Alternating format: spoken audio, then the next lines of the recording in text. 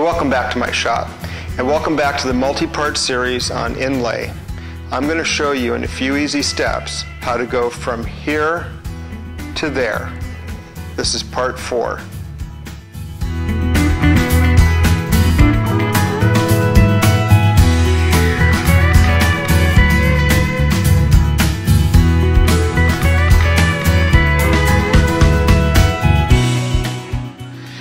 Okay, this should be a familiar setup from the last video.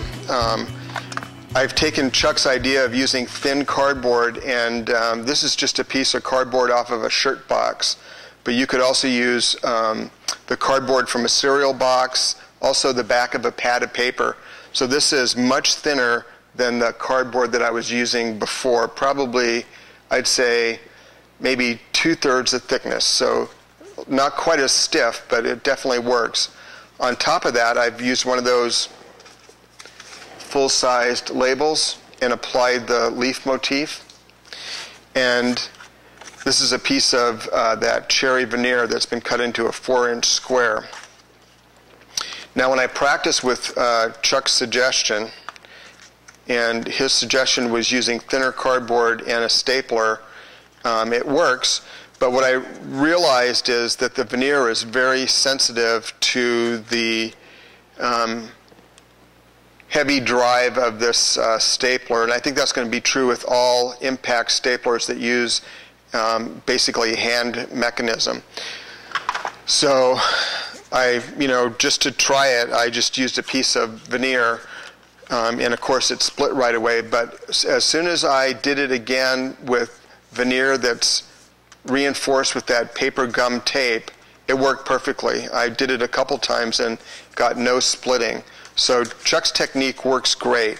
I will say that I think the one limitation that it offers is that you probably are only going to be able to, with a hand stapler, drive through 2 pieces of cardboard and 2 pieces of veneer. So I think that's a limitation. And the other thing to take note of is the footprint of this staple is much larger than just the small pin. So you need to take that into consideration and where you're applying that staple on your motif. So you need to just kind of take that into account. Underneath the press of this 3/4 inch plywood, I've got the 2 pieces that we're going to use already taped. You saw how to do that before. Basically, I'm using this PVC cap and a piece of wet paper towel. And then I've got my roll of gum paper tape, and I always just keep that stack of extra 4 to 6 inch pieces of tape in the bag. This bag, by the way, if I didn't mention it before, makes a great little inexpensive dispenser. You can get, I think for about $120 a dispenser for this tape, and it also is a wetting mechanism. But I just pull this tape out, tear it off, and cut it into strips, and that works pretty good for right now. So what we're going to do is cut these pieces out, and again, remember, we're just using a single edge razor blade.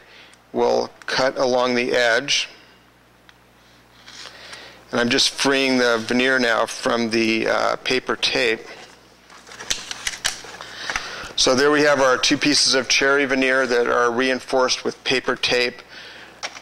Remember the important detail of just drawing an arrow so that you know your grain orientation when you stack this up into the packet. And in this case, because we're making the inlaid leaf and we want the grain to go off of about a 45 degree off that central vein, we're going to be orientating our arrows 90 degrees to each other and then putting them in the packet that way. You'll recall that when I did the pin nailing, I used a piece of closed cell foam to support the packet when I was driving the pin through, and that gave me a pin coming out on both sides that I could peen over. I tried that with the stapler, and it's too spongy and it doesn't allow the force of the staple to be driven through. But what I did find is if I use just a piece of thick cardboard, and you could use a piece of cardboard from a heavy box or stacked up pieces of cardboard that you're using for your packet, it works quite well. So again, I'm working in between the legs of this tripod, so you'll have to bear with me. But if you hold the stapler firm, push down firmly with your hand, and deploy the staple, you'll find that the tips project right up out of the back of the cardboard like we expect with the pin. This is my little jeweler's anvil, and again, you can use any piece of steel, but put the staples down on the anvil and just peen over the legs. Pretty simple to do.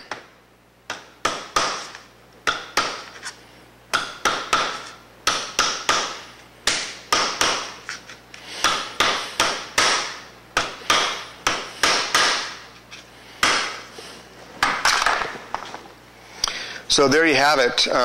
That's a pretty nice packet. Again, just using thinner cardboard, which is perhaps a little easier for people to get and experiment with, and just a hand stapler. The only limitations are that I think with the hand stapler you're going to only be able to dry it through 2 pieces of veneer, so make a 2-piece stack, but it works pretty well. I'm going to cut this out on the scroll saw and add that to the next part of the series when we start doing the inlay. So if you see that cherry veneer, you'll know where it came from. And again, thanks to Chuck Middleton, this technique came from him, and I want to give him credit for that, so thanks. Let's talk about the scroll saw. Now, not everybody's going to have a scroll saw, or maybe want to go out and get one, or maybe have access to one, so how else can you cut this out? Well, long before there were scroll saws, cabinet makers would use a fret saw or jeweler's saw and something called a bird mouth. Now that can, in my particular jeweler's anvil, it goes right in a slot, but you could just clamp that down to your bench or even build a stand that has this at the right angle. But you can put that piece right on that bird's mouth and use your fret saw and cut that piece out, and turning the saw so that you can navigate all the way through. You could cut this particular piece out with no difficulty using just a fret saw, which costs, this one costs perhaps $20 at Woodcraft, and you can make a bird's mouth out of just a piece of 1/2-inch hardwood and clamp that to your bench, and that'll suffice easily and not be as costly as a scroll saw. So there's another alternative to think about. Fret saw and a bird's mouth. Anyway, hey Chuck, thanks. This is a great suggestion, and I want to give you credit for that, and we'll see how that works out on the next episode.